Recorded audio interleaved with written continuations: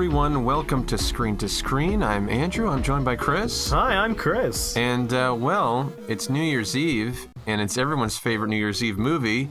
It's Ghostbusters 2. Yeah, you remember this took place on New Year's Eve, Did you right? remember? See, I did not remember that this was a new... Did anyone else know this? I mean, I'm sure people did. Yeah. I've seen this movie a bunch of times, but not recently. Yeah. And so I did not remember this as a New Year's Eve movie. So we looked around to see if there were any games that were New Year's movies, and here we are.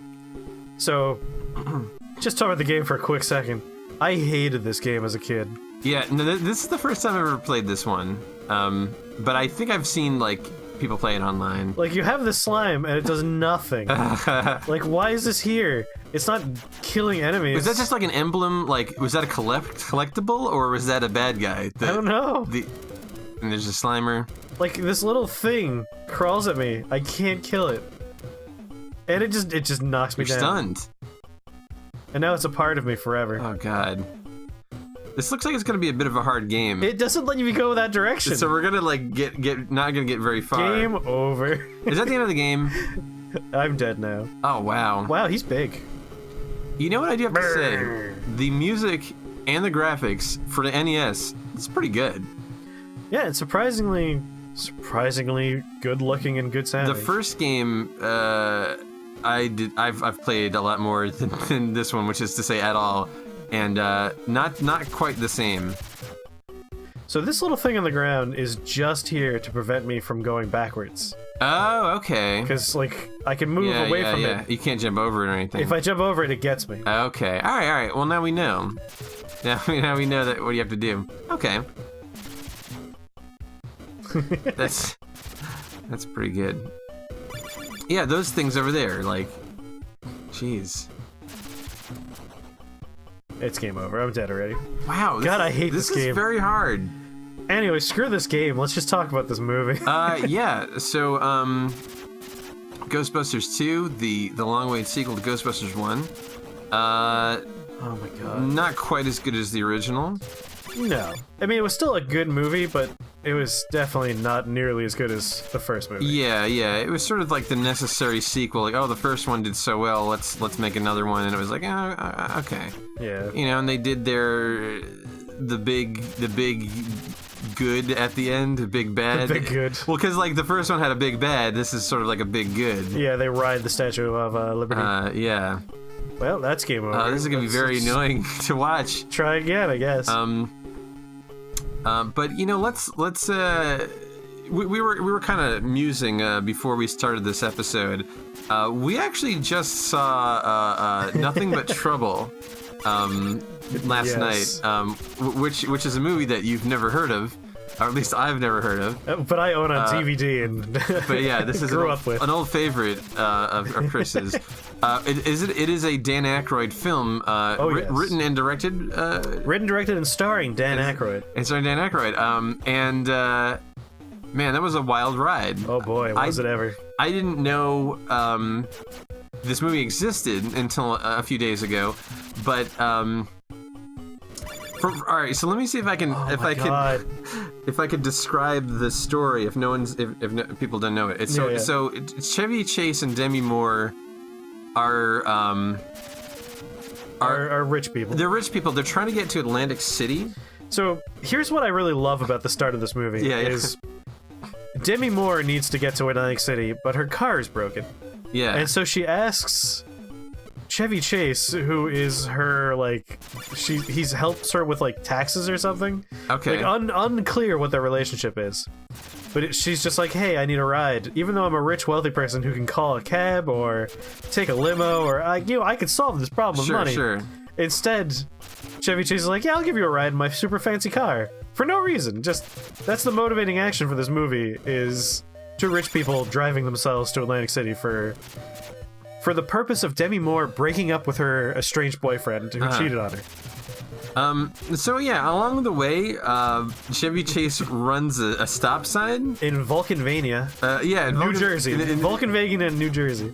And he gets pulled over after a long car chase. He gets pulled over by John Candy, a state trooper, John Candy, and he takes him to this like junkyard mansion where they meet Dan Aykroyd, who is a very heavily makeup, heavily prosthetics old man. Oh my God.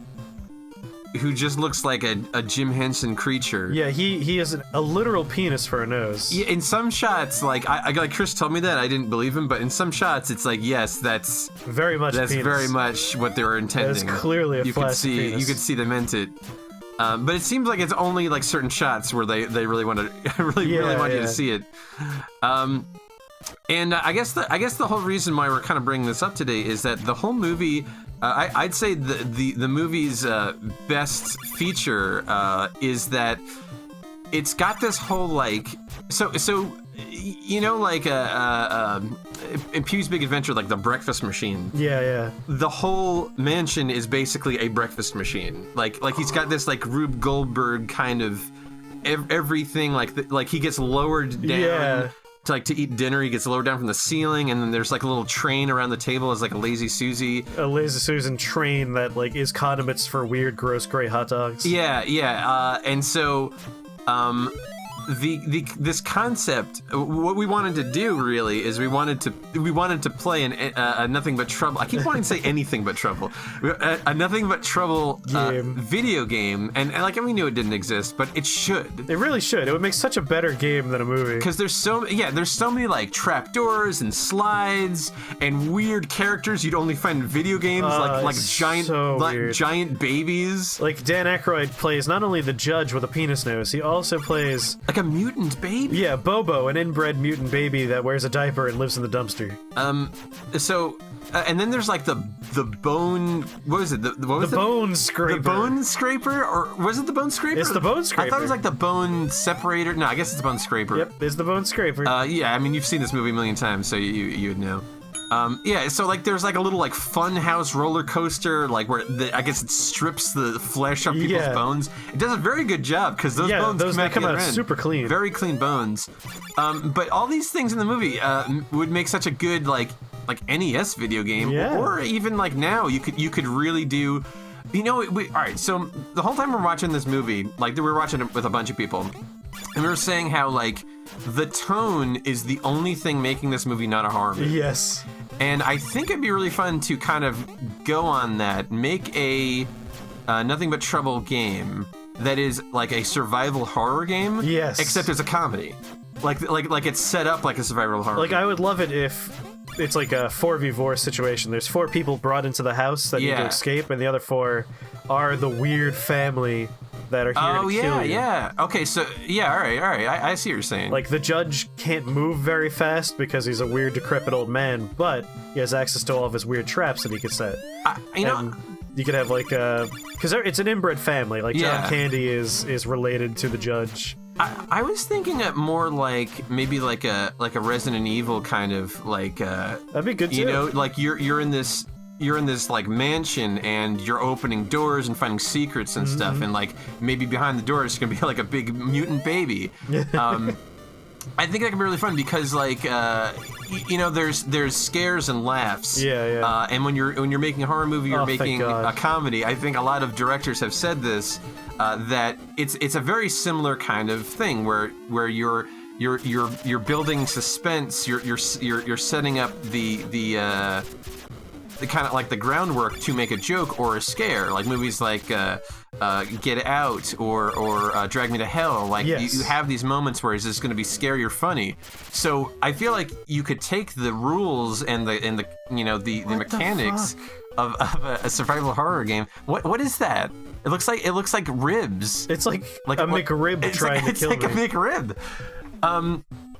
But yeah, and like you could make a whole bunch of jokes, and it might be funnier than the actual movie was. Definitely would. Like the movie is hilarious not because of the writing, it's because of what's happening. I would like to have an option for a multiplayer experience because I think it'd be a lot of fun if it's like a team of survivors and a team of weird Vulcanvanian people trying to, kill you for being a banker. Yeah, right. That was the other thing. He wanted to kill him because he's a banker. Yeah, Dan Aykroyd had a lot of things to say about bankers in this movie. Is there any way we can combine these two ideas? I mean, yeah, I think the single-player portion would be what you're describing, and then the multiplayer portion is what I'm describing. Yeah. You could use like the same maps and just exactly. Like that. That's good. That's good. What? I clearly was jumping. Jeez. But yeah, the reason why this came up is Dan Aykroyd is one of the writers for Ghostbusters and Ghostbusters 2. Right? Yeah. It's just that when he writes something. Like, Ghostbusters, if you ever find a nice interview with Harold Ramis, he mentions, like, the first draft for Ghostbusters was massive. It was, like, hundreds of pages. And it's just like, no, you can't do this. Yeah. No, because I remember when we were watching the movie last night, I was like, is Ghostbusters bad? And I didn't notice. No, it's definitely good. Harold Ramis kept it he's on track, I guess. He's the one that's able to go, all right, we can keep all these very creative ideas, and let's ditch all this crazy shit, you lunatic. But, like, wasn't Dan Aykroyd, he said something, like in an interview at some point, he said he kept, like, there's that, like, I guess it was a dream, I don't remember, in Ghostbusters 1. So, there's a cutscene where they go to a Civil War era fort. Yeah, right. In the first Ghostbusters, there's like a cut out of the script. Yeah. Right? They didn't film it. I think they filmed parts of it. Oh, did well, obviously they did, because the blowjob scene. Oh, that's right. Yeah. So, like, basically what happened is they had a scene where they're going to a haunted battlefield in a in a Civil War area.